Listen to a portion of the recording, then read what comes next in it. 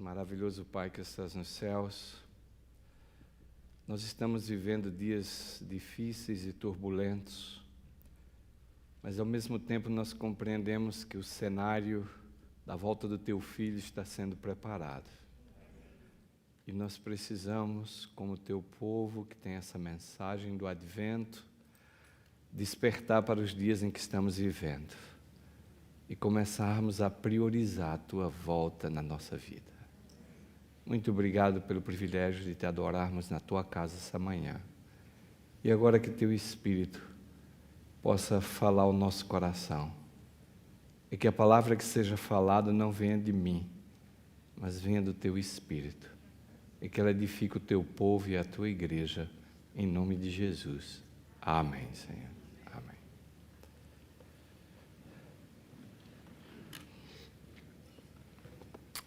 Meu cordial bom dia e feliz sábado a toda a igreja. Eu quero agradecer em primeiro lugar ao pastor Manolo por esse convite que ele me fez de estar com vocês essa manhã. E cada vez que eu venho a essa igreja, eu me sinto assim como que se eu estivesse voltando para casa. E talvez alguns de vocês não consigam entender essa declaração, mas em 1997, quando eu cheguei aqui para ser pastor dessa igreja, eu fui o primeiro pastor brasileiro dessa igreja e nós tivemos muitas dificuldades. Eu acho que em nenhuma igreja eu passei por tantas dificuldades como eu passei aqui. É como uma...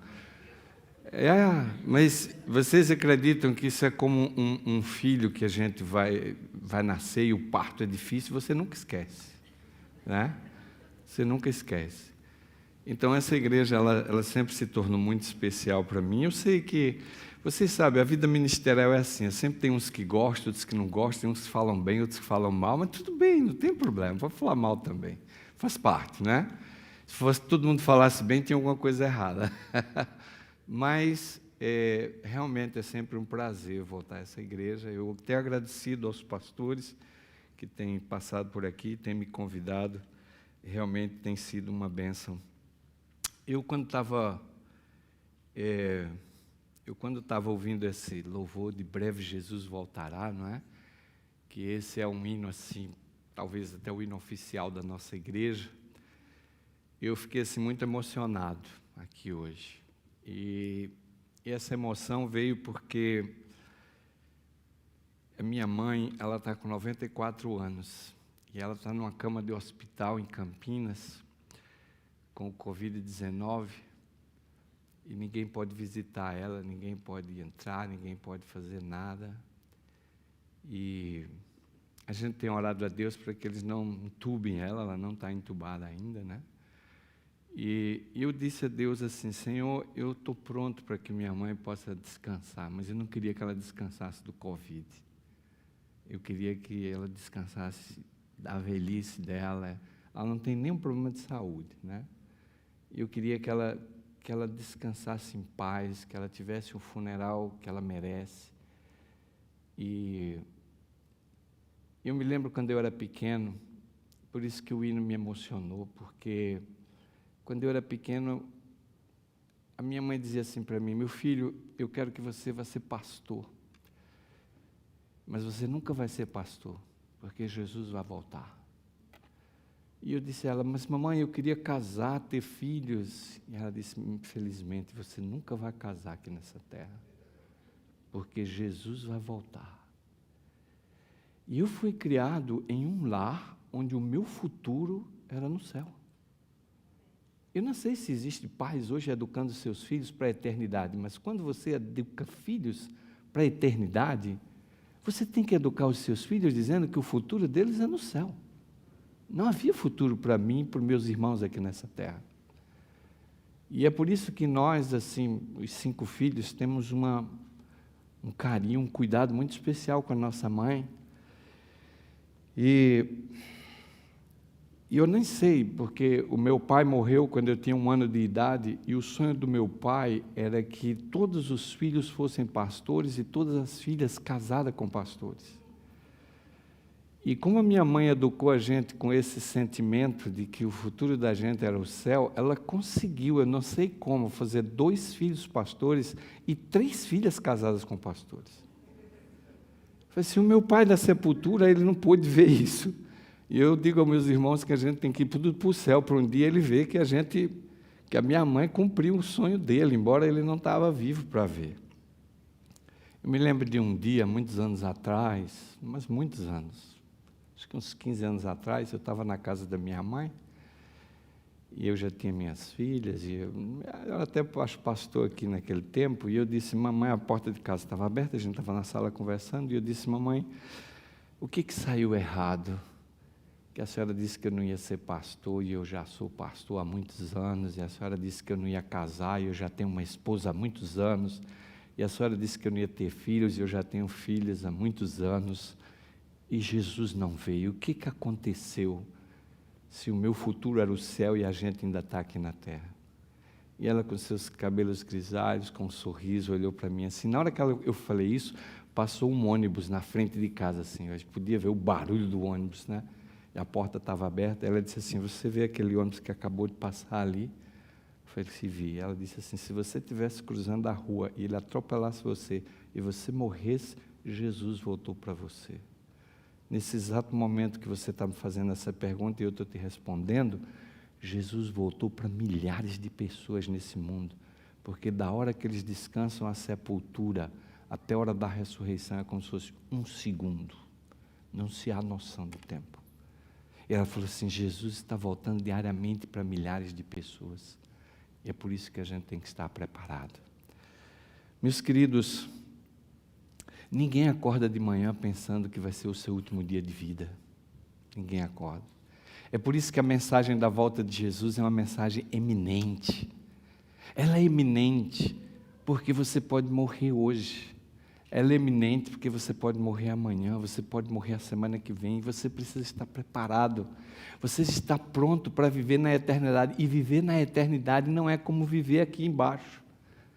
Aqui embaixo a gente vive colocando as nossas prioridades acima de tudo, nosso bem-estar acima de tudo. E foi por isso que Deus, Ele deixou esse evangelho que pensa mais no próximo do que em nós. É por isso que Deus diz que sem amor não adianta nada, porque o amor vai colocar o próximo acima de nós. E foi isso que Deus fez por nós. E essa manhã, nós estamos assim nesse clima de pandemia e de pessoas que esse vírus e eu vou dizer uma coisa para você, quando você começa a olhar a vida pelos olhos de Deus, a vida ela começa a ser diferente para você. Porque quando nós olhamos para essa vida sobre a lente de Deus, a bondade e a misericórdia dele se manifesta acima de tudo. E mesmo nisso que a gente está tão com medo desse vírus invisível, né? E, meus queridos, Deus vem ganhando a batalha do conflito dos séculos de goleada, e a gente não vê. Sabem por quê? Porque para cada criança que é abusada, tem milhares que não é abusada. E vocês sabem por que elas não são abusadas? Porque Deus protege elas. Amém, igreja? Para cada avião que cai, há milhares voando que não cai, porque Deus sustenta. Para cada mulher que sofre um estupro, tem milhares que não acontece isso, porque Deus protege elas. O que o inimigo vem fazendo de mal nesse mundo é 0,001% comparado com a bondade e a misericórdia de Deus que vem se manifestando na vida de todo ser humano, não é só daqueles que são cristãos. Se a gente olhar os números dessa pandemia, a gente vai ver que o número daqueles que não pega é muito maior do que daqueles que pegam. Se a gente olhar aqueles que pegam a doença e aqueles que morrem, o número dos que ficam vivos é maior do que os que descem ao descanso. Para todos os lugares que eu olho nesse mundo, eu vejo a bondade e a misericórdia de Deus vencendo. Para cada pessoa que tem no hospital, existem milhares que estão são fora do hospital. Para cada violência, ou crime, ou abuso que acontece, há milhares que são protegidos por Deus e nada acontece com ele. A bondade e a misericórdia de Deus está ganhando a vitória do conflito dos séculos de goleada. Mas nossos olhos estão voltados para o mal. Nossos olhos estão voltados para aquilo que é negativo. A bondade e a misericórdia de Deus se tornou algo normal para nós. E é por isso que Deus é amor. E é por isso que Deus é amor. Meus queridos, essa manhã eu quero falar para vocês de um assunto que a gente não escuta muitas pregações sobre ele. E eu estou muito confortável aqui, porque essa luz grande aqui na frente, eu não vejo relógio nenhum em lugar nenhum. Então, muito obrigado pessoal aí da transmissão online, que botou essa luz grande aqui. Pastor Manolo, você me perdoe, essa luz aqui está me cegando completamente, e eu vou falar aqui o tempo que eu quiser hoje, que eu não estou vendo relógio. Ai. Esse assunto que eu quero falar essa manhã, eu não tenho ouvido muitas pregações sobre ele.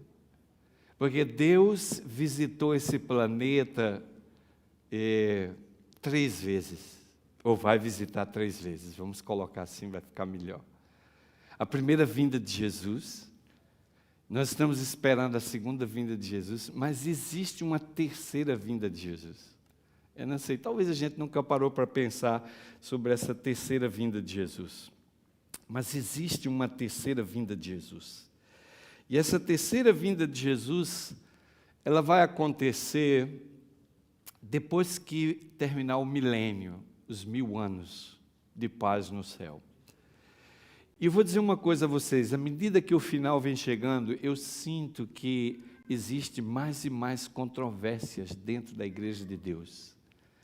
As pessoas colocam em dúvida a existência do Espírito Santo, as pessoas ficam brigando para saber se vai haver, se a gente vai ser perfeito ou não vai pecar, as pessoas ficam brigando se a gente vai haver intercessão até o final ou não vai haver.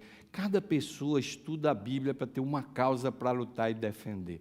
E às vezes eu fico assim pensando, as pessoas começam, elas têm um desejo de querer brigar entre elas e vai tudo se perder, a direita, a esquerda e tudo, porque a palavra de Deus diz assim que quando a gente estuda o Evangelho, o amor ele brota, né?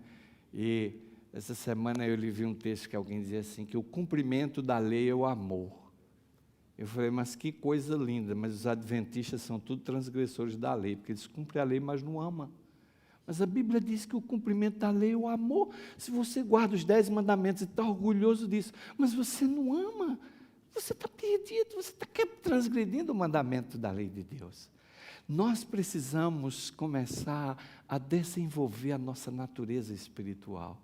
Nós precisamos começar a ver a vida pelos olhos de Deus, porque o nosso reino não é desse mundo, nós não pertencemos a essa geração terrestre.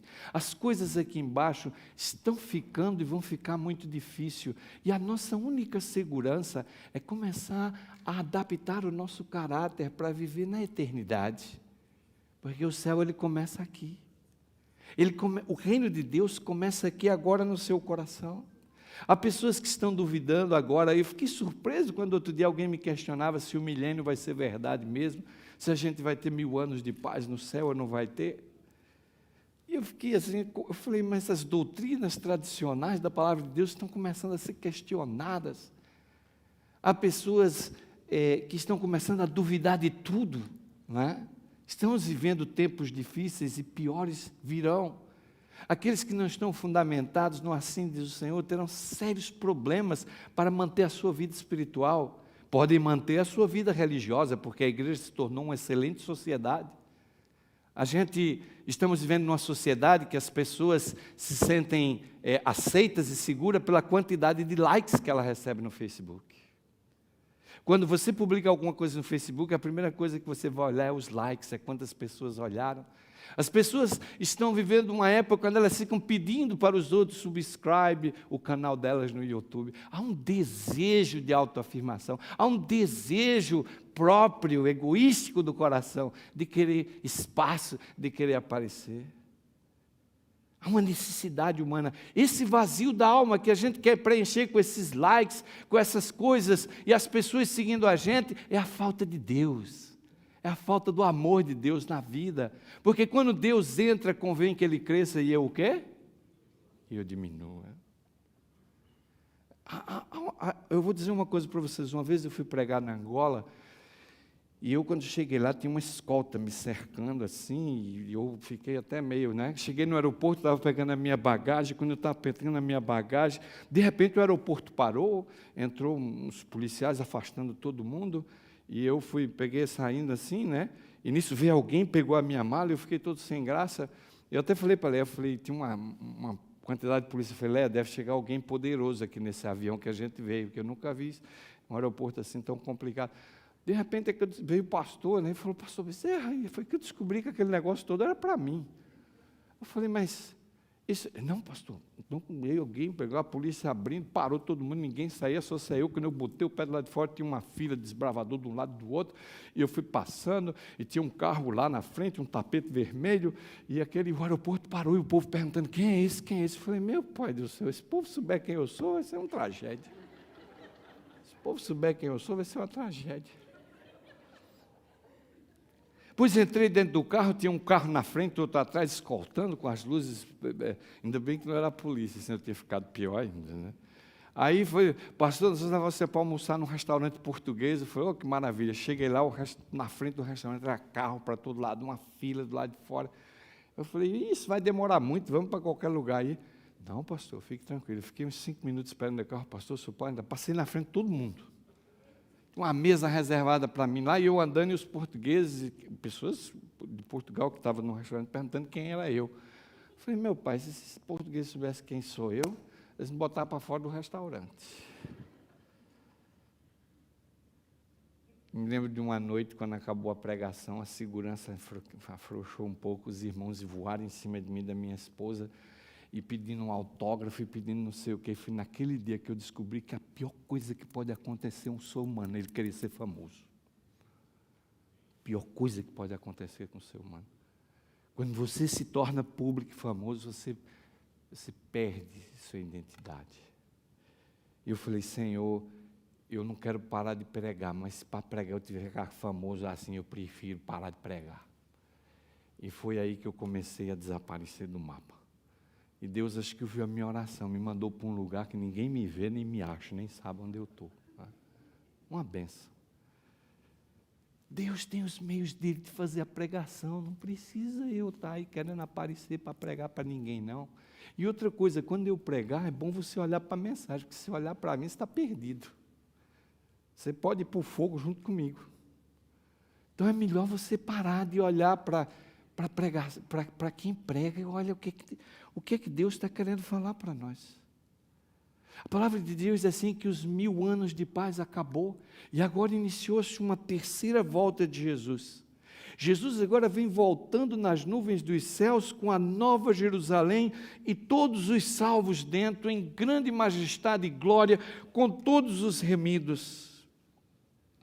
E a palavra profética diz que quando a cidade chega numa certa altura, nessa terceira volta de Jesus ao planeta Terra, a cidade para, e nesse momento há uma voz de comando, e as sepulturas se abrem, e os mortos em Cristo, que não morreram em Cristo, os mortos que não morreram em Cristo, todos eles de todas as épocas, eles vão ressuscitar.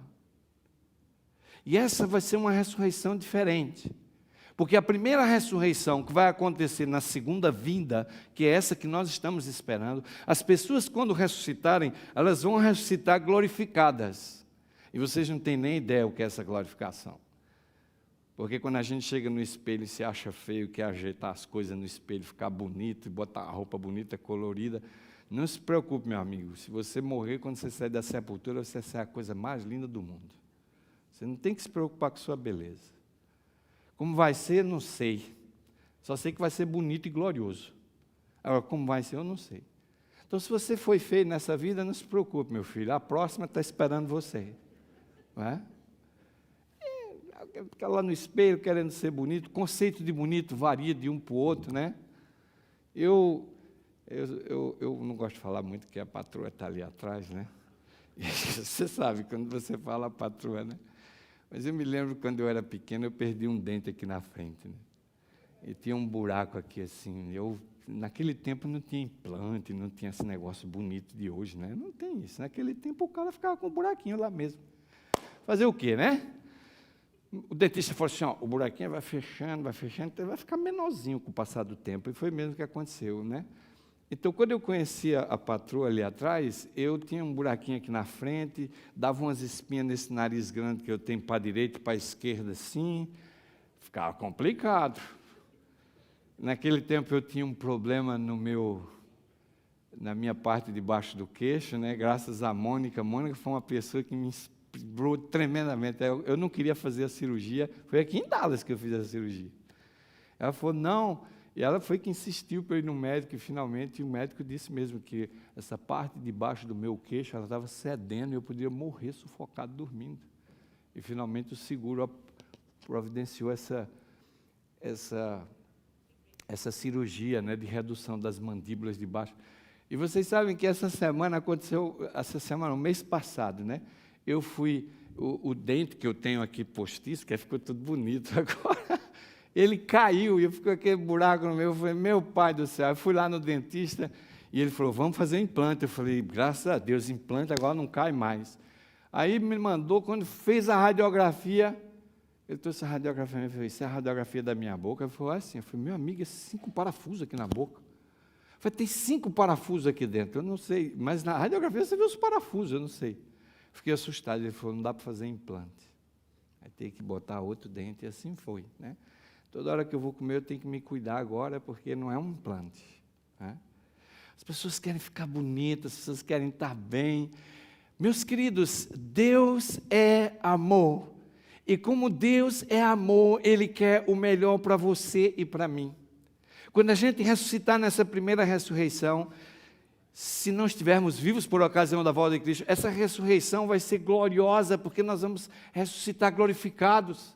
Mas essa segunda ressurreição, que vai acontecer na terceira vinda de Cristo, as pessoas vão ressuscitar como elas morreram. E existe um texto no Espírito de Profecia, no Grande Conflito, na página 662, no Grande Conflito, na página 662, o texto diz assim, os ímpios saem da sepultura, tais quais a ela baixaram, com a mesma inimizade contra Cristo e com o mesmo espírito de rebelião, não terão um novo tempo de graça.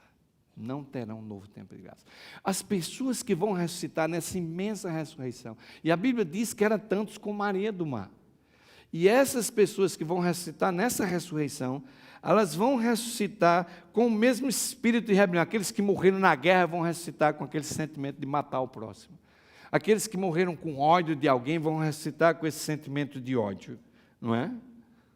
Então, vocês podem imaginar que a cidade santa está descendo, Jesus está dentro da cidade, essa é a terceira ressurreição, e agora esse grupo se ressuscita ao redor da cidade. Satanás, que vem daquela prisão, sozinho, isolado, na solidão, ele quando vê aquela multidão, ele fica maluco e fala assim, olha, vamos atacar essa cidade, vamos cirandar a cidade aqui. Vocês podem imaginar a confusão que vai ser esse momento. E é nesse momento, nesse cenário, que vai acontecer o juízo final, que é descrito no livro de Apocalipse, no capítulo 20 e no versículo 21. Aí nós vamos encontrar 2 multidões, uma de salvos dentro da cidade e uma de perdidos fora da cidade. Os fatos de Apocalipse 20 e 21 não obedecem necessariamente uma ordem cronológica. Mas há 2 textos básicos que eu queria ler com vocês hoje. E o primeiro está em Apocalipse, capítulo 20, versículos 7 a 9. Apocalipse, capítulo 20. Eu quero ler do versículo 7 até o versículo 9. Olhem só o cenário desse momento que eu estou querendo criar aqui essa manhã. Apocalipse, capítulo 20, versículo 7 e 9 diz, quando, porém, se completaram os 1000 anos, Satanás será solto da sua prisão, e ele sairá a seduzir as nações que há nos 4 cantos da terra, entre Gog e Magog, a fim de reuni-los para a peleja, e o número desses é como a areia do mar. E eles marcharam então pela superfície da terra, e eles sitiaram o acampamento dos santos e a cidade querida, e desceu fogo do céu e os consumiu.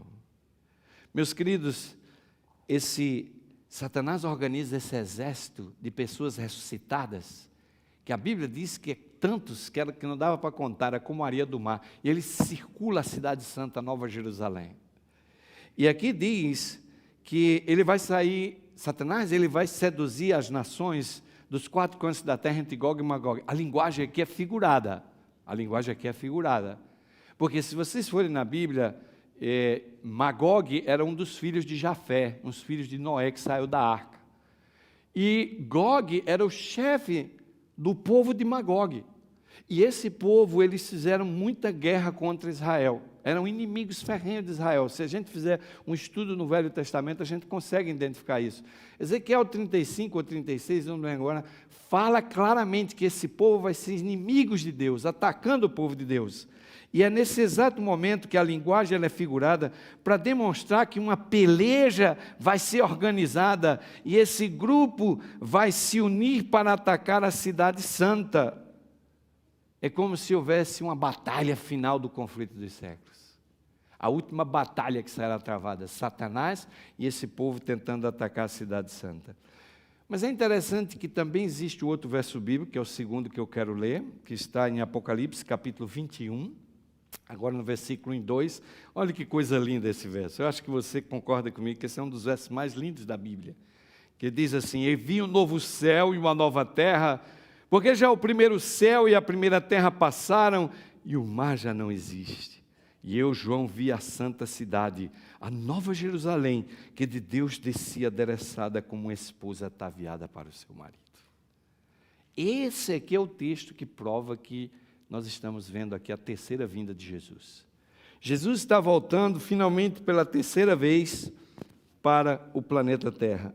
Cada volta dessa de Jesus tinha um plano definido. A primeira volta ele veio para, na encarnação, ele veio para morrer pelos filhos de Deus, pagar a pena do pecado. Jesus veio na primeira volta para pagar a pena do pecado. Na segunda vinda de Jesus, Jesus vem para nos livrar do pecado, nos livrar da presença do pecado. E Jesus nos leva para os céus, para os 1000 anos de paz. Mas na terceira vinda, Jesus volta para erradicar o pecado.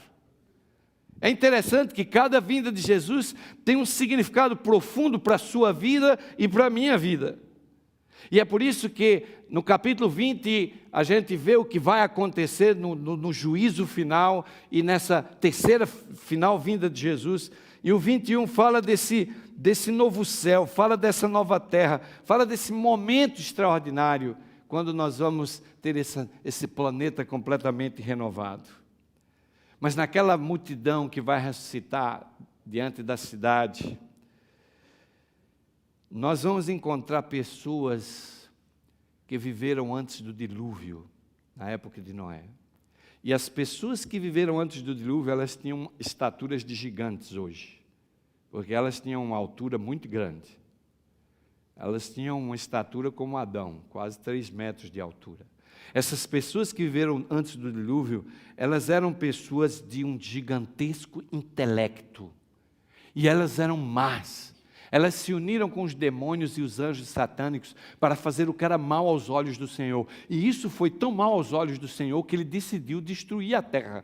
E esse exército de pessoas antediluvianos, com essa alta capacidade intelectual e com grande estatura, vão ressuscitar do mesmo jeito que eles estavam. Eles vão se sobressair sobre esses que viveram aqui na era moderna. E vão se unir a Satanás com todos os anjos caídos e os mais fortes guerreiros para poder fazer um ataque à cidade. Há uma coisa que nós temos que lembrar, que nessa terceira vinda de Jesus, a barreira do invisível, ela vai ser derrubada. Isso significa o quê? Significa que todo mundo vai ver todo mundo, não é?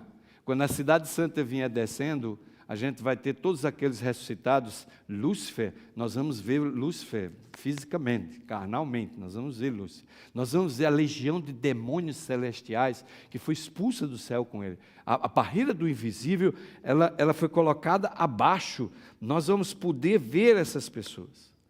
E é interessante que o Espírito de Profecia fala que nesse momento, quando a cidade desce e todos os ressuscitados ímpios cercam a cidade santa, Jesus vai subir acima da cidade, uma plataforma de ouro vai ser estabelecida, em cima dessa plataforma de ouro vai ser colocada um trono branco, alto e sublime, e o Filho de Deus, Jesus Cristo, vai sentar nesse trono como o juiz, tendo ao redor deles todos os súditos salvos que estavam nos 1000 anos no céu com Jesus.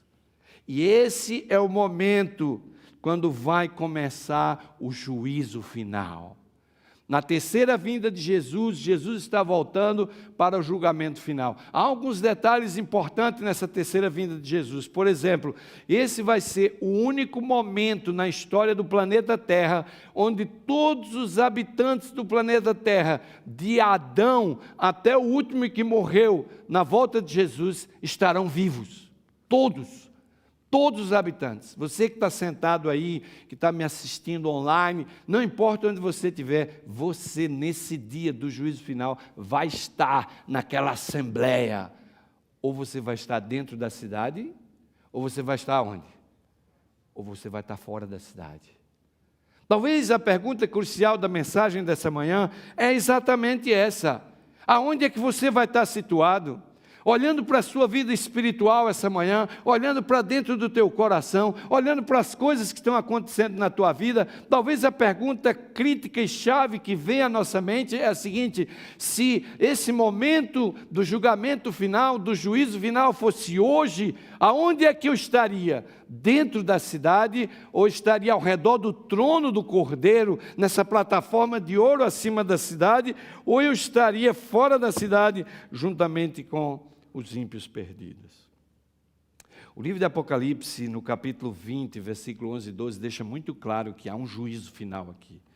Se vocês puderem abrir a Bíblia em Apocalipse, capítulo 20, versículo 11 e o versículo 12, a Bíblia diz assim: e vi um grande trono branco, e o que estava sentado sobre ele, de cuja presença fugiu a terra e o céu.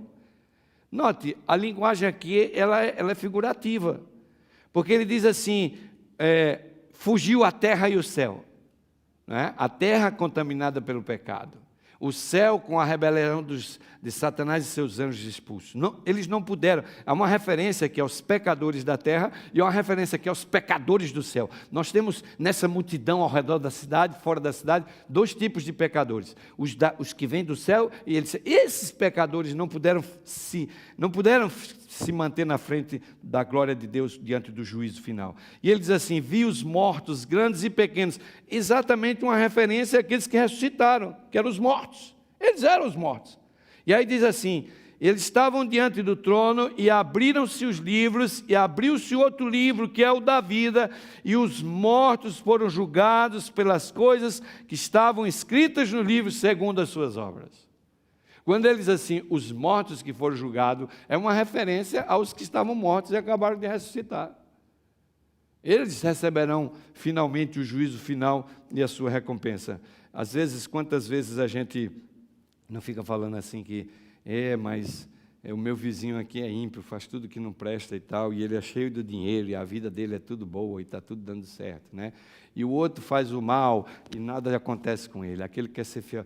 Mas é claro, meus queridos, quando você entende o drama do conflito dos séculos, você decide ser fiel a Deus, você pode ficar certo que você vai ser atacado pelas hostes dos demônios e do mal, e você tem que estar preparado para o que vier. Aí vem o quê? A dor, o sofrimento, vem tudo isso, claro que vai vir. O momento que você decidir caminhar com Deus, vai vir o ataque do inimigo, mas você também se lembre que você vai ser cheio do poder de Deus. E é essa convicção e a fé que você tem que ter, de que você não está só. Eu não conheço nenhum personagem da Bíblia que teve a vida fácil. Quando eu olho para os 12 apóstolos, vai lá no Google e clica lá para saber como é que morreram os apóstolos. Vocês vão ver que todos eles tiveram uma morte terrível, dramática. Vocês vão ver que todos os 12 apóstolos de Jesus foram perseguidos. A Bíblia é muito clara, Jesus é muito claro, dizer que não há recompensa para nós nesse mundo. Se eles odiaram Jesus e crucificaram Jesus, por que não vão odiar e crucificar a gente? Por que não vão nos perseguir? Por que não vão nos odiar? Se assim fizeram com o Filho de Deus. Meus queridos, no juízo final, nesse dia solene, quando todos os habitantes da terra estarão vivos, uma multidão ao lado do trono de Deus, em cima da cidade e dentro da cidade. E essa multidão, como a areia do mar que estava fora. Vai acontecer uma coisa que a Bíblia não deixa claro.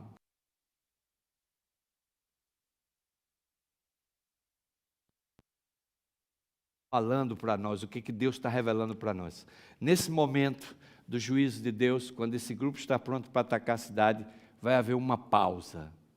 E acima do trono de Deus vai aparecer como que uma tela.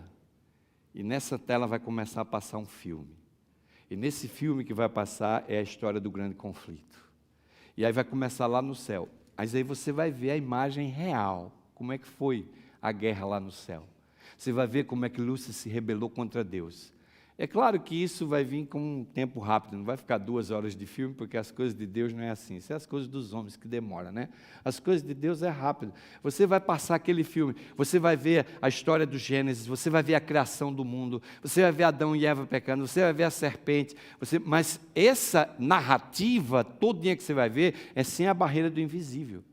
Você vai ver os anjos tentando, cirandando, os anjos maus cirandando Eva para ela pecar, não é? Então vai passar esse filme no momento, o juízo final tem esse filme. Esse filme vem passando a história bíblica todinha, vem o Novo Testamento, vai passar a crucifixão. Nós vamos perceber a multidão, a multidão assim, tentando acusar Jesus, crucifique. Nós vamos ver as cenas da morte de Cristo no Calvário, nós vamos ver os sacerdotes zombando e escarnecendo da agonia de Jesus, nós vamos ver o Salvador pendendo na cruz e rendendo a sua vida. O plano da redenção vai passar diante de cada ser humano como um filme, até chegar o dia do seu nascimento. O filme ele termina com a sua vida. Ele começa lá no céu, porque é a história do conflito dos sexos, que todos nós vamos ver como realmente foi. E eu não estou aqui contando história de Caruchinha e Lobo Mau, você pode no conflito dos sexos checar e conferir o que eu estou falando, no último capítulo do livro.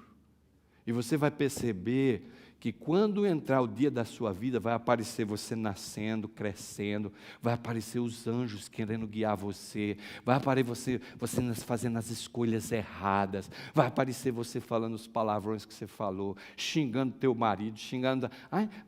É aqui que a Bíblia diz que todas as palavras vão vir à tona. Quando esse filme terminar, que é o dia da sua morte ou a volta de Jesus... aqueles que estarão fora da cidade, todos aqueles ímpios, eles vão reconhecer que Deus é justo. Quando o filme da sua vida terminar, se você estiver dentro da cidade, você vai glorificar e louvar a Deus como nunca. Mas se você estiver fora da cidade, você vai ter certeza que Deus é justo. Você vai olhar para você e você vai dizer assim: eu mereço ser destruído. Eu mereço morrer. Os ímpios reconhecem e prostrando-se diante da cidade e do trono de Deus, eles adoram o príncipe da vida. Esse vai ser o seu último ato, antes de iniciarem uma rebelião para destronar Cristo e destruir a cidade. E o mais incrível dessa cena do juízo final é que Lúcifer, o grande enganador, será completamente desmascarado. Nesse filme vai aparecer a obra dele, vai aparecer ele maquinando contra a sua vida, querendo destruir. Tudo vai ficar claro. E nesse momento, Satanás confessa a justiça e a sentença de Deus. Esse vai ser um momento impressionante da história do conflito dos séculos. Vai ser o momento que Lúcifer e seus demônios, perante do trono de Deus, no juízo final, quando acabar toda essa história, todo esse filme da história de cada um, e do próprio Lúcifer, de cada anjo, as oportunidades que eles tiveram, as escolhas que eles podiam ter feito, as escolhas que foram erradas, nesse momento, todos reconhecerão a justiça de Deus, inclusive o próprio Lúcifer. E diz a palavra de Deus que nesse momento há um cântico que é cantado pelos salvos ao redor do trono de Deus, no juízo final. Esse é um cântico que é cantado no momento que Jesus contempla o resultado das fadigas da sua alma e ele fica satisfeito.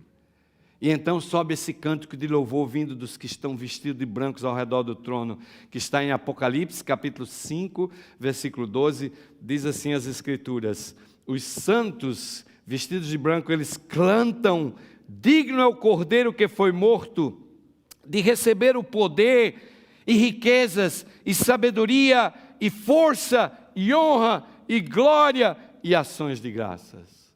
Digno é o Cordeiro. É como se, à medida que eles vão reconhecendo, Lúcifer reconhece a justiça de Deus, e os ímpios reconhecem que eles merecem a destruição. Nesse momento existe um cântico de glória que exalta o nome de Jesus Cristo, porque Ele foi o Cordeiro de Deus que tirou o pecado do mundo. Ele foi o Cordeiro de Deus que fez expiação pelos pecados daqueles que estão cantando esse cântico do Cordeiro. Meus queridos, o que é mais dramático nisso, nesse momento do juízo final, é que todas aquelas pessoas que vão estar perdidas fora da cidade, elas vão perceber de que elas estão ali por causa das escolhas erradas que elas fizeram. Elas podiam ter vivido a vida diferente. Elas podiam ter escolhido diferente. E eu quero dizer para você essa manhã, se você talvez não esteja muito feliz com a sua vida, eu queria dizer para você que você pode fazer diferente. Você pode fazer diferente. Você não está feliz com o teu casamento, você pode fazer diferente. Você não está feliz com o teu filho, você pode fazer diferente. Não existe nada que o amor não possa transformar. Nada. Mas o amor que transforma é o amor agape. É o amor genuíno de Deus. É o amor que está faltando na nossa vida. É o amor que está faltando na nossa vida. Porque a gente fala assim que ama, né? A gente fala que ama, mas aí vê a natureza grossa, né? Com aquela adrenalina que entra na pele e você perde a cabeça e faz um monte de coisa que não deve. Depois pode até se arrepender, né? Mas quando você está cheio do amor de Deus, existe um poder extraordinário que começa a controlar você. Já não é mais você. E o amor de Deus, ele não é uma teoria. O princípio é muito claro, porque Jesus disse, olha, ame a Deus sobre todas as coisas, né? Ame a Deus de toda a tua alma, de todo o teu entendimento, de todo o teu coração. Aí quando isso acontece, o resultado disso é o quê? É amar o próximo como a si mesmo. Não tem como ser diferente. Mas hoje a gente não faz isso, a vida é uma competição. As pessoas, elas trazem esse dano causado pela educação, talvez por ter sido pisado pelos pais, talvez porque teve sempre um irmão que foi melhor. Eu me lembro, quando eu era pequeno, eu sempre usava a roupa do meu irmão. Eu era roupa de segunda mão, eu era o cara da segunda mão, nunca tinha uma roupa nova, né? Hoje as minhas meninas começam a me dar roupa de marca, eu fico todo esquisito para usar essas roupas de marca, né? Mas tem gente que só usa roupa de marca. Quem determina a roupa dele usar é a fashion aí do pedaço, né? Você precisa de alguma coisa para fazer você sentir. Meus queridos, a gente precisa de Deus na nossa vida. Quando Deus entra na nossa vida, existe uma paz na alma, existe um gozo no coração, existe uma transformação, mas isso também não acontece da noite para o dia. Eu já venho aí por mais de 50 anos da minha vida lutando contra mim mesmo, até um dia que eu descobri que meu maior inimigo não era Satanás, era eu mesmo. Porque eu tenho uma natureza carnal e tenho uma natureza espiritual. Então começou aí essa luta. Mas a gente precisa tomar cuidado, porque são as escolhas que fazemos hoje que vai determinar de que lado a gente vai estar na terceira vinda de Cristo e no dia do juízo final. Você, sabendo da mensagem que está recebendo essa manhã, não pode viver a vida pensando em satisfazer os seus caprichos, os seus desejos, e naquele dia você ser pego fora da cidade. E naquele dia você vê aquele filme que você podia ter escolhido diferente, que você podia ter vivido diferente. Interessante que outro dia eu li um artigo que ele dizia assim, o cérebro da gente se acostuma a fazer a coisa tudo do mesmo jeito. Se você quer ativar seu cérebro, faça o contrário. Comece a escrever o seu nome ao contrário. Comece a escrever o seu nome. Não, mas eu não... Não, você consegue, o seu cérebro consegue, porque os árabes escrevem ao contrário. Então, lá onde eu vivo, todo mundo escreve ao contrário. O árabe, o hebraico também, começa da direita para a esquerda. Mas eu, quando vou fazer, é complicado. Mas o cérebro deles foram programados para escrever da direita para a esquerda. O nosso foi programado para ser da direita para a esquerda. Então, ele dizia assim, você quer ativar seu cérebro, escova os dentes com a mão esquerda. Porque o cérebro está acostumado a escovar só com a direita. Então, você começa a fazer coisas que é contrário ao seu cérebro. Você vai ativar o seu cérebro. Então, você nunca vai ficar demente. Não importa a sua idade, porque você vai ativar seu cérebro. E é assim a vida. Nós temos que parar de fazer a mesma coisa. Se a sua vida espiritual não está indo para frente, porque você está fazendo a mesma coisa há quantos anos? Eu fui pastor dessa igreja, e muitos anos eu fui pastor, e sempre achava que sabia ser pastor. Agora que eu estou ficando velho, que eu descobri o pastor ruim que eu fui a vida inteira, eu queria ser pastor hoje. Aí depois eu também estou muito velho para ficar levando bala dos irmãos, então é melhor eu ficar onde estou mesmo, me aposentar. Mas eu queria ser pastor hoje, com a experiência espiritual que eu tenho, com as coisas que eu aprendi. Foi meu pai, quantas coisas que não ficaram bem feitas no passado. Talvez você está aí sentando e falou, isso é verdade. Porque eu fui teu pastor, né? Eu fui seu pastor, isso é verdade. It's okay, não tem problema. Meus queridos, essa expressão Deus é amor é muito mais profunda do que só falar. Você não tem nem ideia do que é o amor. Deus é amor. Interessante que, nesse momento final, quando Satanás e os ímpios reconhecem a justiça de Deus, após aquela reflexão de reconhecimento da grandeza de Deus, Satanás retoma sua natureza perversa e desafia seus súditos a tomar a cidade. E nessa hora, então, que eles se preparam para atacar a cidade, é que cai fogo e enxofre do céu, destruindo completamente os ímpios. Com esse fogo que vai cair do céu, estará terminada a obra de ruína de Satanás. Por mais de 6.000 anos, Lúcifer vem causando miséria, dor, sofrimento e desgraça nesse universo de Deus. Agora chegou a hora final do seu juízo, chegou a morte eterna. E diz a Bíblia que fogo e enxofre cai do céu para consumir a todos. Agora, existe um texto no Grande Conflito, na página 673, que é muito interessante, e eu queria apresentar ele para vocês. Olha o que está escrito aí, diz assim, alguns são destruídos em um momento, piscar de olhos, enquanto outros sofrem muitos dias. Todos são punidos segundo as suas ações. Satanás, ele tem de sofrer não somente pela sua própria rebelião, mas por todos os pecados que fez o povo de Deus cometer.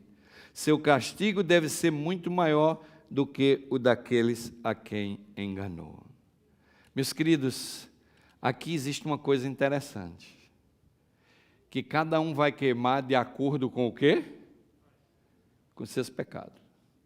Então, se você viveu a sua vida dentro da igreja e cuidou e tudo, mas aí você tinha um caso secreto de amor, né? E esse era o seu problema. Você era um bom cristão, mas você tinha aquele pecadinho escondido lá. No fim, você vai perder a salvação por causa daquilo, tá? Vai sim. Mas, talvez você vai queimar um pouquinho mais rápido.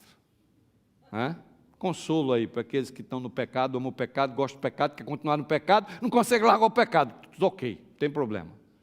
Vai dar uma queimadinha mais rápida do que os ímpios. Não tem como, amigos. Não tem como. Cada um vai queimar. E o Espírito Profecia diz assim, que o último a ser queimado vai ser quem? Vai ser Satanás. Essa é a luta da vida cristã. A luta entre a carne e o Espírito. Vocês sabem que eu passei a minha vida inteira e eu nunca parei para pensar que eu tinha duas naturezas. Quando você não percebe que tem a natureza carnal e a espiritual, se você não percebe isso, sabe por quê? É porque uma já conquistou você, já tomou conta de você. E a natureza carnal, que é a que alimenta o ego, né? Porque a natureza espiritual, ela promove o bem-estar do próximo. Ela vive para o próximo, servir o próximo. É só isso. É servir a Deus e o próximo. Nunca pense em si próprio, né? A natureza espiritual é assim, mas a natureza carnal, ela pensa muito na gente, né? A natureza espiritual encontrou o meio dela ser espiritualizada. A gente espiritualiza a natureza. É por isso que a gente quer medir a nossa relação com Deus. Eu me lembro de uma irmã, né, que ela tinha uma atenção muito grande, gostava dos meus sermões e queria fazer contato comigo. Então eu fui lá, visitei ela, o esposo dela, um advogado muito bacana e tal. Mas toda vez que aquela irmã aparecia para falar comigo, eu ficava desconfortável pela maneira como ela se vestia. Mas ela se vestia de um jeito meio agressivo, que não me fazia bem. Né? E aí um dia eu criei coragem, né? E eu disse para ela, eu falei, irmã, a senhora devia orar mais, né? Porque esse vestuário aí, ele não agrada muito a Deus, né? E ela falou, não, mas eu estou em contato com Deus. Aí ela fez a lista do que ela estava fazendo. Estou abrindo uma igreja na favela, dou 5 estudos bíblicos por semana, acordo 5h30 da manhã, tenho 1 hora de oração todo dia, faço isso, cuido das dorcas, dou comida para não sei o que. Ela fez uma ficha lá da vida religiosa dela, que eu fiquei assim, ó. Eu não faço a metade do que ela fazia. Mas aquela era a ficha religiosa da vida dela, mas não era a ficha espiritual. Não era a ficha espiritual. A natureza carnal, ela tenta fazer com que um comportamento nos acalme o espírito, dizendo que nós somos bons cristãos por ações boas que fazemos. Mas Deus é espírito, e convém que aqueles que venham adorá-lo, o adorem em espírito e em verdade. E isso está do lado espiritual. É do lado espiritual que está a integridade, a sinceridade, o amor, a fidelidade, a compaixão. São tudo, o lado espiritual é tudo coisas que a gente não pode ver. São esses frutos do Espírito, gozo, alegria, benignidade. Essas coisas tudo são coisas subjetivas que a gente não consegue ver. A natureza espiritual, ela vem por aqui. Mas nós queremos medir a nossa vida espiritual pelo comportamento, pelas ações. E nos tornamos excelentes religiosos, sem vida espiritual. Porque a nossa espiritualidade é que vai nos conectar com Deus. É a nossa espiritualidade que vai nos colocar dentro da cidade. Talvez a gente fique dizendo, mas eu vou para a igreja todo sábado, eu faço isso e tal. Mas não adianta vir para a igreja se não vem adorar o Criador, né? Não adianta. Não adianta vir para a igreja. Você vem para a igreja por quê? Porque você gosta do louvor daqui? E eu fui pastor, queria manter um louvor muito bom para agradar o povo. Grande erro meu, hein? Grande erro meu. Fazer um louvor para agradar o povo, então o povo vem, a igreja vai encher. Aliás, eu sempre tive muitas igrejas cheias por onde eu passei, porque eu sempre tinha esse louvor. Vamos fazer aqui a orquestra, para a orquestra ficar bonito, para o louvor ficar bonito. Meus queridos, isso é religiosidade. Quando você se encontrar com Deus na sua espiritualidade, vai ter um poder e um gozo que vai entrar na sua vida, que no sábado de manhã você vai chegar aqui meia hora antes de todo mundo, porque você quer se ajoelhar aqui na frente de Deus, diante da casa dEle, e você quer sentir a presença dEle. Você vai entrar aqui, você vai sentir Deus. Essa é a coisa boa da espiritualidade. Quando você começar a crescer espiritualmente, você vai começar a sentir a presença de Deus por onde você anda, por onde você está, e vai sentir também a presença dos demônios quando ele chegar perto. E também vai sentir os ambientes que os demônios estão lá e que o diabo está lá. Porque a espiritualidade é isso. É por isso que tem o candomblé, tem o vodú, essas coisas. Porque esse povo, eles usam a espiritualidade deles para o mal, para se conectar com o espírito das trevas. E por que o povo de Deus não pode se conectar com o espírito da luz? Sentir a presença do Espírito Santo, sentir a presença de Deus, sentir o gozo da vida espiritual. É esse tipo de experiência que a igreja precisa ter no tempo final. Se a gente continuar com essa vida religiosa monótona de igreja, de sábado, domingo, quarta-feira, nós vamos simplesmente perder a nossa salvação, perdido dentro da igreja, porque a natureza espiritual não cresceu, porque o amor não brotou, porque o Espírito não controlou, porque o Espírito não dominou. E vocês sabem que a regra áurea do cristianismo, sabe qual é? Fazer aos outros aquilo que o quê? Fazer aos outros o quê? Aquilo que a gente quer que faça para nós. Essa é a regra áurea do cristianismo. Agora olha dentro do teu coração essa manhã e vê se você está vivendo a vida assim. Se você levanta da manhã dizendo assim, hoje eu vou fazer o que eu puder para as pessoas, ajudar as pessoas, servir as pessoas, amar as pessoas. Amar quem ama a gente, Jesus disse que é muito fácil. Amar os nossos amigos? Muito fácil. Se amar as pessoas que falam mal da gente, aí é mais complicado. E eu, como pastor, que o diga. Mas é complicado, quando o cara vem falando mal de você, não é? E chega lá, eu tenho 35 obreiros, e eu me lembro de um que, esse foi o ano passado, ele chegou e falando mal de mim, ele falou assim, você é um ditador. Ele botou o dedo assim no meu nariz e eu vi que ele estava nervoso, né? Aí correu uma adrenalina assim dentro do corpo, né? E eu falei, Espírito Santo do Senhor, me acalma, porque senão eu vou dizer um monte de coisa aqui também, né? Mas aí eu aprendi que Deus opera no silêncio, amém? Aquela vontade de esganar o sujeito, não é? Mas eu fiquei calado, deixei ele desabafar tudo, né? E aí, chegou um ponto assim que ele começou a chorar, não é? E aí quando a pessoa começa a chorar, aí já o Espírito Santo está chegando. Oh, glória, o Espírito Santo está chegando. Eu comecei a chorar também. Então, o Espírito Santo, quando ele chega, ele derrete você. O Espírito Santo, quando ele chega, ele derrete você. Meus queridos, a espiritualidade é uma coisa íntima, pessoal. É por isso que Jesus disse assim, vai lá no quarto, em secreto, ninguém vê, 3 vezes por dia. Comece a crescer na sua fé. Não venha aqui mostrar a fé para os outros. Ninguém pode mostrar a fé. Quando a pessoa está em Cristo, ele não vive com Cristo para mostrar para os outros que ele é bom cristão. Não existe isso. Eu mesmo tenho uma luta, vocês não sabem, às vezes, como eu sofro como pastor, e a gente, né, ministra para ser um exemplo, e eu que sou exemplo de quê? Às vezes não fui nem um bom exemplo para minhas filhas. Mas naquele dia, a gente precisa estar dentro da cidade. Porque a Bíblia diz assim, que o fogo que vai descer do céu na terceira vinda de Jesus vai purificar o planeta. E agora há um verso bíblico que para mim é um dos versos mais extraordinários da Bíblia, e eu já vou terminar, não se preocupe que eu estou chegando na linha final já. Eu tenho mais 1 ou 2, 3 slides aqui. Esse verso está em Apocalipse, capítulo 21, versículos 1, 2, e eu vou pular para o 4. Olha que está na tela, diz assim, e eu vi um novo céu e uma nova terra, pois o primeiro céu e a primeira terra passaram e o mar já não existe. Deus vai renovar, vai recriar o planeta. Isso vai ser uma recriação. Você pode especular o que é que vai ser essa recriação, sua mente é muito pobre. Você nunca vai conseguir entender o que vai ser essa plenitude da recriação de Deus. Nunca, não tem como. Mas é um novo céu, é uma nova terra.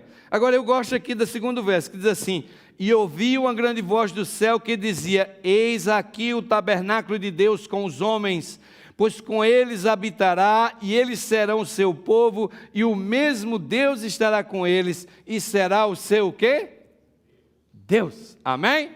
O que a Bíblia está dizendo aqui é que esse planeta vai ser o quartel-general de Deus, depois que o fogo destruiu o pecado. Já pensaram nisso? É por isso que ele está dizendo assim, que aqui está escrito assim, diz assim, o tabernáculo de Deus vem com os homens, conosco.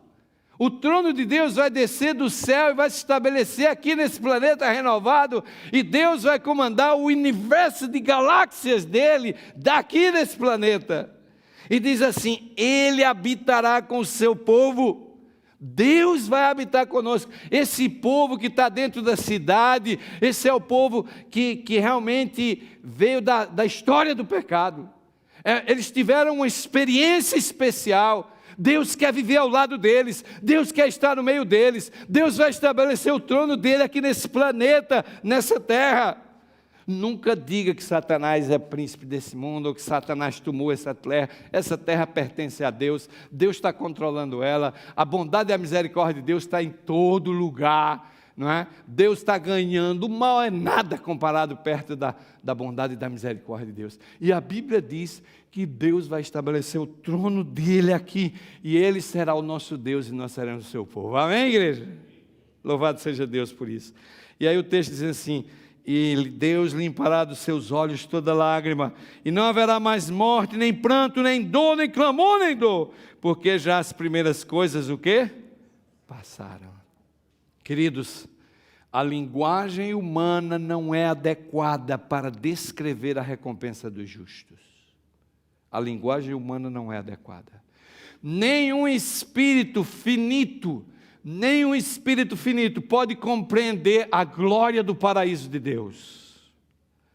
Na nova terra, o pastor celestial, ele conduz as suas ovelhas às fontes das águas. A árvore da vida produz o seu fruto de mês em mês, e as folhas da árvore são para a saúde das nações. Eu quero dizer a vocês que na terceira vinda de Jesus, será um momento sublime, quando finalmente o pecado vai ser erradicado. Nunca esqueça que a primeira vinda de Jesus, ele veio pagar o pênalti do pecado. Deus desceu do céu e visitou a humanidade para pagar a pena do pecado. Na segunda vinda de Jesus, Jesus vem para resgatar cada um de nós da presença do pecado. E é por isso que ele vai nos levar para os céus. E na terceira vinda de Jesus, ele vai voltar para erradicar o pecado do universo do nosso Deus. E quando você olha esse plano da redenção, das três vindas da divindade vindo a esse planeta, eu fico maravilhado de ver o amor de Deus, de ver o quanto Deus te ama, o quanto Deus está lá para nós, o quanto Deus quer controlar nós. É claro que o inimigo é a morte, claro que a gente sofre com a morte. Eu estou numa lista de pastores que, numa semana só, a gente teve 6 mortes por causa do Covid. Mas foi uma angústia naquela lista, as pessoas clamando e orando a Deus. E eu disse, meus queridos, a gente não pode ter medo da morte, porque a morte ela é um descanso. A hora que você fecha o olho, a hora que você abre, é 1 minuto, agora você tem que estar preparado. Se você não está preparado, você tem medo da morte. Você tem medo da morte por quê? Porque você não está preparado. Eu não estou dizendo que ninguém deve desejar morrer ou suicidar-se, não estou falando isso. Viver é um dom de Deus. Enquanto você estiver vivendo, lembre-se, é Deus que é o doador da vida. Mas no dia que Deus deixar você adoecer, e você tiver um câncer, e você descer, desça feliz, desça alegre. Vai faltar 1 segundo depois que você fechar o olho para ver Jesus voltar, se você estiver preparado. Se você não estiver preparado, você vai se angustiar. Agora, eu me lembro de uma vez que eu visitei uma irmã que estava com câncer no hospital, quando eu era pastor aqui em San Antônio, e era uma irmã da igreja pentecostal. E aí o ancião da igreja me ligou, domingo, assim, umas 2 horas da tarde, falou, pastor Bezerra, olha, a minha filha tem o meu genro, né? Ele tem uma prima, que a mãe dela é da igreja pentecostal, e ela está morrendo de câncer, e o médico deu 3 meses para ela morrer, e ela está lá morrendo, a mulher está, eles queriam um pastor para orar, falaram comigo, eu falei que o pastor da minha igreja ia, eu vinha de um domingo cheio de visitas, cansado, falei, ô Senhor, tem misericórdia, eu estava vindo para casa, mas eu falei para ele assim, não, eu vou com você, se encontramos no hospital aqui há 2 horas, ok, fui lá, e aí eu passei em casa, peguei leve, falei, olha, vamos visitar uma mulher, você tem que ir comigo. É uma mulher com câncer. Aí eu vou andando, né, subindo o elevador do hospital, e eu fiquei pensando assim, eu falei, já é complicado consolar um adventista que está condenado de câncer. Agora, um pentecostal, o que é que eu vou falar? E eu subi com esse pensamento na minha cabeça, que era que eu ia falar. Mas quando eu entrei dentro do quarto, o ancião falou assim, o nome dela lá, não me lembro, Maria da Cruz, uma coisa assim, ele falou assim, olha, aqui é o nosso ministro da igreja adventista. A mulher deu um pulo da cama assim, levantou o tronco da cama e falou, glória a Deus, louvado seja Deus, que o ministro do Senhor veio aqui para me abençoar, que alegria. A mulher deu um gozo assim, e eu entrei já meio borocochó, assim, como diz lá no Nordeste, né? Eu já entrei meio sem saber nem o que era que eu ia dizer para ela, mas a mulher, quando eu entrei, deu uma injeção de gozo e de alegria, e eu falei, mas a senhora está com câncer? Foi, graças a Deus, louvado seja Deus. Foi, por quê? Mas é porque eu já tenho 70 e poucos anos, e já vivi, meus filhos estão criados, eu estou pronta para descer em paz, pela graça do nosso Senhor Jesus. Eu disse, aleluia. E aí a Léa olhou para mim, olhou e disse, peraí, aqui a gente veio ser consolado ou veio consolar? Não estamos entendendo qual é o negócio aqui. A mulher estava condenada de câncer. Mas a atitude dela era uma atitude de glória, de louvor, e ela estava vibrando, e louvado seja Deus, e ela foi dizendo as coisas boas da vida dela, da família dela, e aleluia, e não sei o quê, e eu falei, tá, pauleira, agora dando, Senhor. Saí de lá desse tamanho, Senhor, saí de lá desse tamanho, envergonhado, fui lá para consolar a mulher, ela me consolou, e eu não estava nem com câncer, hein? E ela ia morrer o mês que vem, como morreu mesmo. Eu acho que tem muita gente que morreu fora do adventismo que a gente vai ver na manhã da ressurreição, da segunda vinda. Porque foram pessoas que viveram uma vida espiritual para Deus e para o próximo. Pessoas que se esqueceram de si mesmo. E eu vou dizer uma coisa para vocês, essa é a maior luta da minha vida. É eu mesmo. Eu peço a Deus que antes do descanso Ele me dê um coração novo. Me batize com o Espírito Santo. Me dê um Pentecostes na minha vida, Senhor, é isso que eu quero. Ore toda manhã por um Pentecostes na sua vida. Para você ser tomado pelo Espírito de Deus, para você viver uma nova vida. Nem pastor, nem pregação de pastor, nem de sermão, nem igreja, nenhuma pode te dar esse poder que o Pentecostes vai te dar. Só Deus e o Espírito Santo. É por isso que é bom você aprender a lidar com Deus, é bom você aprender a sentir a presença de Deus na sua vida. Mas essa é uma escolha que temos que fazer. E eu queria terminar a mensagem com um texto do Espírito de Profecia, do grande conflito, na página 671, e aqui eu termino a minha mensagem. Desculpe, pastor Manolo, se eu falei demais, mas eu vou demorar um pouco a voltar, então não tem problema. Grande conflito, página 678. Olha que coisa linda esse texto. Você anota aí, porque você precisa ler em casa, meditando, né? Diz assim, o grande conflito terminou. Pecado e pecadores não mais existem. O universo inteiro de Deus está purificado. Aleluia! Amém! O universo de Deus inteiro está purificado. Uma única palpitação de harmonioso júbilo vibra por toda a vasta criação. O tom do som é o mesmo para todo mundo. Não tem ninguém na FM nem na AM, não tem ninguém A e ninguém B. Todo mundo está na mesma linha. A única palpitação de harmonioso júbilo vibra em toda a vasta criação. Daquele que tudo criou emanam vida, luz e alegria por todos os domínios do espaço infinito. Deus, desde o minúsculo átomo até o maior dos mundos, todas as coisas animadas e inanimadas, em sua serena beleza e perfeito gozo, declaram o quê? Deus é amor. Deus é amor. Eu queria terminar a mensagem dessa manhã perguntando uma pergunta para você. A sua vida, do jeito que você está vivendo, ela declara que Deus é amor? Essa é a pergunta que eu faço para mim. Será que estamos, a nossa vida, essas pessoas olharem para a nossa vida, elas estão declarando que Deus é amor? Queridos, a terceira vinda de Jesus vai ser a vinda que Ele vai purificar esse mundo completamente do pecado. Vai ser a vinda que Ele vai purificar o universo dEle. Todas as coisas vão declarar que Deus é amor.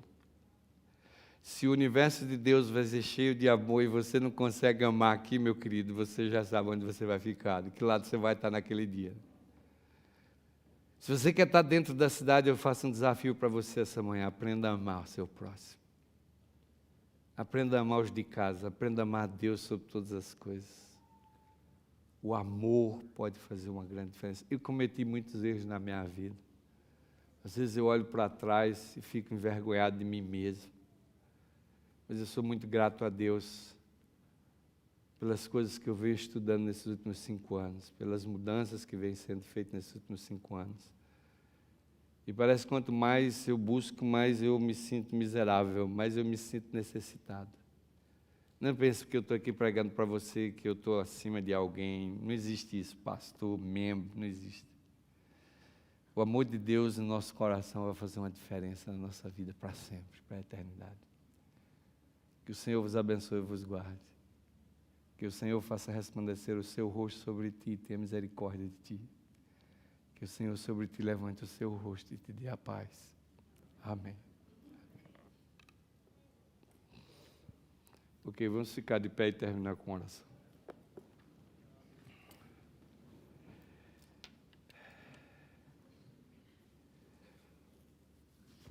Querido Deus, maravilhoso Pai que estás nos céus, Senhor, essa manhã a Tua palavra foi aberta, revelando para nós o que vai acontecer na terceira vinda de Jesus Cristo. Quando o juiz de todo o universo vai sentar no trono branco, acima da Nova Jerusalém, e finalmente cada um vai receber a sua recompensa segundo as suas obras. Senhor, naquele dia fatídico e histórico, quando milhares e milhões serão destruídos pelo fogo eterno, quando os tronos serão postos e os livros serão abertos para o grande juízo final, o dia que todos os moradores do planeta Terra estarão vivos em um só lugar. Senhor, nós te suplicamos que Tu nos ajude a fazer parte daquele grupo que vai cantar o cântico do Cordeiro dentro da cidade. Senhor, abre os nossos olhos para ver os dias que estamos vivendo. Abre os nossos olhos para ver o Teu amor, a Tua bondade, a Tua misericórdia vencendo o Covid, vencendo a pandemia, vencendo o mal, a violência e tudo de ruim que tem nesse mundo. Nós precisamos começar a ver a Tua bondade e a misericórdia. Nós precisamos aprender a ver o amor de Deus em tudo e todos. Precisamos sentir esse amor em nossa vida, Senhor. Por favor, envia Teu Espírito Santo a estar com cada um de nós aqui essa manhã. Pedimos uma bênção especial ao pastor Manolo e a sua família. Tu escolheste esse servo, esse Teu anjo para conduzir essa igreja. Que o seu ministério seja cheio do Teu poder, do Teu Espírito Santo. Que ele possa ser uma luz a conduzir essas ovelhas ao aprisco celestial. Louvado seja o Teu nome pelo ministério dele. Abençoe ele, a sua família. E abençoa cada pessoa que está ouvindo essa pregação online. Ajuda-nos a ver a Tua palavra e a mensagem, não o pregador. Ajuda-nos a entender que nessa terceira volta Tu vais formar o novo céu e a nova terra, e a nossa vida será eterna contigo para sempre. Nós te pedimos todas essas coisas no nome maravilhoso de Jesus. Aquele que morreu por nós, deu a sua vida por nós, e que vive e reina eternamente para todo sempre. Amém, Senhor.